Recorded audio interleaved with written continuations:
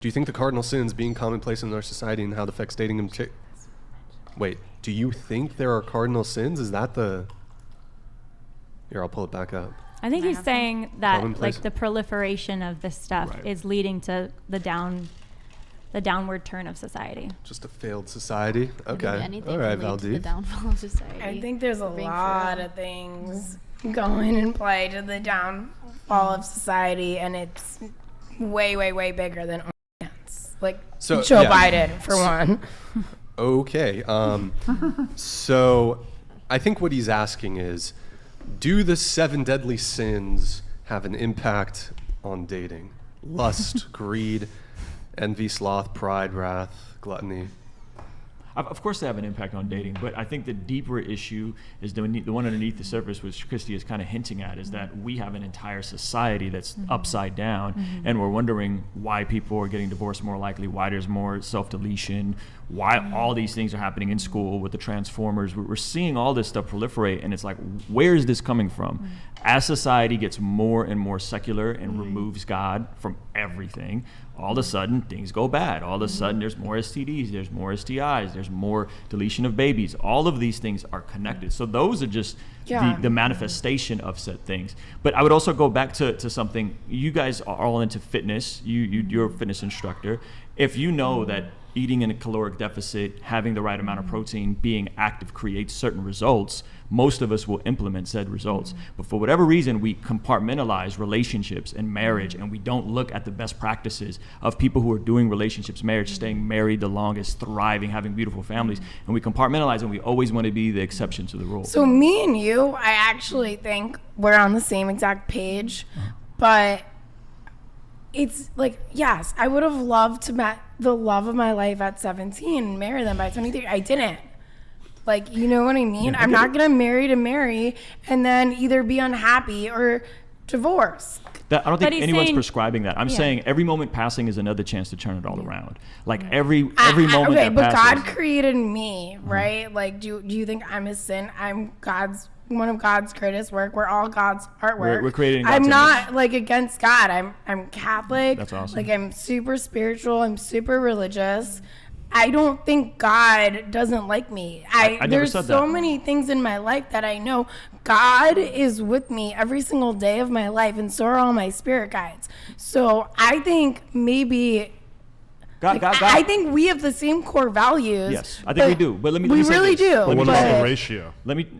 Well, the ratio is different. let me just say this. Look at it. Let me just say the this. ratio is different. I think God loves you so much that it's this sort of love where he accepts you right where you are, but desires so much more for you. I think it's the way that Adam loves his daughter. It's such a love where I love you right where you're at, even when you have a poopy diaper, even when you're making a mess of your house, but yet I want more for you. And that love is in Jesus. But that you have to trust that the universe will give you what you need and everything will happen to you when you need it. Like, Well, I think especially you being Catholic, like that whole idea of like the universe giving you what you want. Like you said, you're Catholic, so I'm bringing this up because you said that. Like, no, Satan gives you what you want in that moment. no, Like, I'm not. I'm completely against Satan. yeah. I'm not Forgive a me if I'm transgender wrong. liberal. I I'm think not the key Hillary is, Clinton. I think the key is, like, back to the original question, is that, you know, it's not easy to choose virtue. Like what Ruslan was saying, like choosing a workout routine, choosing to eat healthy, like that can be difficult. But the more you do it, the easier it becomes, actually. And there's still hard days, but the more you choose the good, the more you build a habit of virtue of doing the good.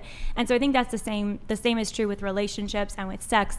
The more you choose to do what is good, like choose to save sex for marriage, or choose to not lust, or choose to not engage with lustful behavior, like the more you're acclimating yourself How to the is good behavior. me doing something with my boyfriend that I only did something with him that's sacred? How is that bad? I never did it with anyone else. Because Are there any sex Bible is verses on married to this? him. Well, sex is sacred sex is sacred in a marriage, not just in a relationship that you're in. Okay, So I think so have you had sex before? I'm not going to answer that. I was engaged before, if that's your Right. question. Actually, yeah, I was engaged before. yeah, so so you've there had was sex a before. ring, there was So a commitment, there was a ring, there was a commitment. Let me finish we my had thought. a commitment too. Let me finish my thought. And we were together for a long time. So So did we, though. We worked together Go for a ahead, long time, and Isabella. we had a commitment. But no, to answer I think what Lila is saying is just that it's a commitment thing within the bounds of marriage, and it's the commandments in the Bible and the verses that are there. They're not to like hurt you. They're there for protection. And I think that's just all. You don't have to get defensive. I think Lila's just. Yeah, it's I'm not getting defensive. I say I completely agree with you. I have a Bible in my house. I'm very spiritual. I'm very religious. I have a very, very good connection with God. God loves me no matter what you think. Okay. I never said he doesn't love you. He loves you so much. I know. So, He but loves like, us all at this table, I think so I we completely agree that he believe in the loves you. same things. But I think being an accountant's a boring job. Just because you don't like my job doesn't mean you should bring it up. I don't bring up your job and say I don't like your job. Well, we're here to talk about dating and relationships, so that's yeah, why, and that's why we're my talking dating about and that. relationships are But fine. So- But I'll just say, say this, that, God does love you. He loves me. Obviously. He loves us all so much. I totally agree with you on that.